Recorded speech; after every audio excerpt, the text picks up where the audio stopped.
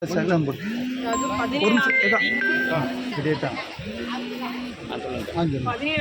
காலையில் அருணாச்சலன்ற தம்பி 24 வயசு தம்பியை வந்து விசாரணைக்காக கைது பண்ணிட்டு போயிருக்கிறாங்க.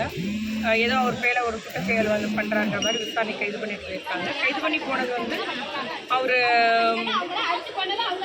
இப்போ அவங்க தாய் தகப்பன் தமிழில் என்ன சொல்கிறாங்கன்னா, போலீஸ் அடித்ததில் அவனுக்கு காலில் ரத்தம் வந்து அவங்க உடனே ஆஸ்பத்திரியில் காவல்துறையை போய் அட்மிட் போட்டுட்டாங்க. அட்மிட் பண்ணிவிட்டு அவனுக்கு முன்ஜாமீனும் வழங்கிட்டு அட்மிட் பண்ணி வச்சுட்டு போயிட்டாங்க. அவருக்கு காதில் ரத்தம் வந்து சொல்லிட்டு தலையில் ஆப்ரேஷன் பண்ணியிருக்கிறாங்க.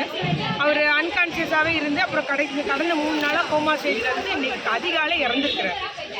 இறந்ததும் அதை வந்து எல்லா போலீஸார் வந்து பெற்றோர்கள்ட்ட உட்காந்து பேசி இது பண்ணி பஞ்சாயத்து பண்ணோன்றாங்க. அது என்னன்னு எனக்கு புரியல. ஒரு 5 பேர் கையெழுத்து போட்டிருக்காங்க. அதில் 5 பேர்னா அதில் தாய் தகப்பன் கையெழுத்து இல்லை, சகோதரர் கையெழுத்து இல்லை, 5 பேர் கையெழுத்து போட்டு பாடி என்ன பண்ணிட்டாங்கன்னா காலையில் இப்போ 10 மணிக்கு போஸ்ட்மார்ட்டம் பண்ணுறோன்னு சொல்லிட்டு மார்ச்சுவரி கொண்டு போயிட்டாங்க. அங்கே போஸ்ட்மார்ட்டம் நடக்கிற இடத்துக்கு கொண்டு போயிட்டாங்க. இங்கே மார்ச்சுவரியிலேருந்து எடுத்து அங்கே கொண்டு போயிட்டாங்க. கொண்டு போனது இவங்க பேரண்ட்டும் பிள்ளைகளும் உற்றார் உறவினர்லாம் எங்கள் பிள்ளையில விசாரணையும் கூட்டு போய் கொண்டு போட்டீங்க, அடித்து கொண்டு போட்டீங்க, அது எப்படி போஸ்ட்மார்ட்டம் தாய் தகப்பன் சகோதரர் ஒருத்தருக்கு தெரியாமல் கொண்டு போகிறீங்கன்னு எல்லாரும் இன்றைக்கி வந்து ஆதங்கப்பட்டு அவங்க எல்லாம் இன்றைக்கி வந்து இப்போ மறியல் உட்கார்ந்தாங்க. இது யாருமே கேட்க மாட்டேங்குன்னு சொல்லும்போது அந்த தம்பி வந்து சொல்லும்போது நாங்களும் உங்களுக்கு ஆதரவு கொடுக்குறோம், நிச்சயமாக நீதி வேணும். ஏன்னா 24 வயசு இளைஞன் நீங்கள் விசாரணைக்குன்னு கூட்டிட்டு போய் அவர் வந்து இந்த மாதிரி ஆஸ்பத்திரியில் ஆப்ரேஷன் பண்ணி இறந்துருக்கிறான்னா அவர் காவல்துறை அடித்ததுனால இறந்துருக்காங்கன்றது அவங்க குடும்பத்துடைய குற்றச்சாட்டு, எல்லாருடைய குற்றச்சாட்டு. அது வந்து குற்றச்சாட்டு நம்ப தகுந்த வகையில் இருக்குது. ஏன்னா கூட்டிட்டு போய் அவங்க வந்து மை விழுந்துதான் அட்மிட் ஆகியிருக்காங்க.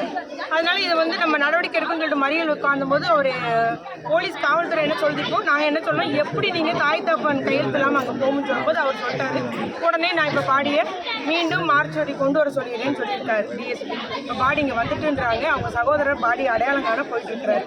ஏன்னா திடீர்னு காலையில் 10 மணிக்கு பாடியை காணுன்னதும் அவங்க வந்து இதில் வந்து ஏதோ ஒரு சதி இருக்குது, ஏன் இப்படி அவசரமாக போஸ்ட்மார்ட்டம் பண்ணுறதுலாம் வந்து நம்ம தூத்துக்குடியில் அவ்வளவு டிலே ஆகும். இன்ஸ்பெக்டர் தபால் கொடுக்கணும் வைக்கணும், அப்படி அதுக்கப்புறம் தான் இந்த போலீஸ் ஸ்டேஷன் ரிப்போர்ட் வந்தப்பறம் தான் கொண்டு போவாங்க கையெழுத்து வாங்கினப்புறம். ஏன் அவசரமாக பண்ணுறாங்கன்றது ஒரு பக்கம் சந்தேகம்.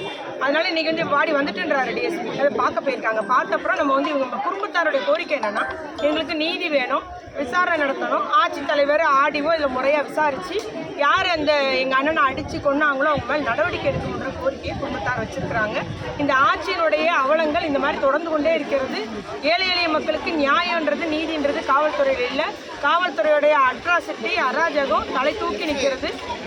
இப்போ இது முதல்வர் விஜய்க்கு இதெல்லாம் தெரியுமான தெரியல. இதுக்கடையில் அந்த அவருடைய தம்பி வந்து முந்தா நாள் நினைக்கிறேன் முதலமைச்சருக்கு ஒரு பெடிஷன் போட்டிருக்காரு. இந்த மாதிரிலாம் நடக்குது, எங்கள் அண்ணனை உள்ள வச்சு இப்படி ஆப்ரேஷன் பண்ணியிருப்போம் பெடிஷன் போட்டிருக்காரு.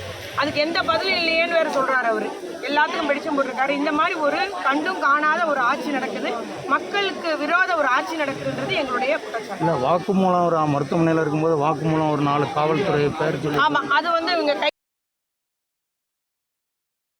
தம்பி பேசுறது இந்த மாதிரி என்னைய 4 காவலர்கள் இவங்கெல்லாம் அடிச்சாங்கன்ற.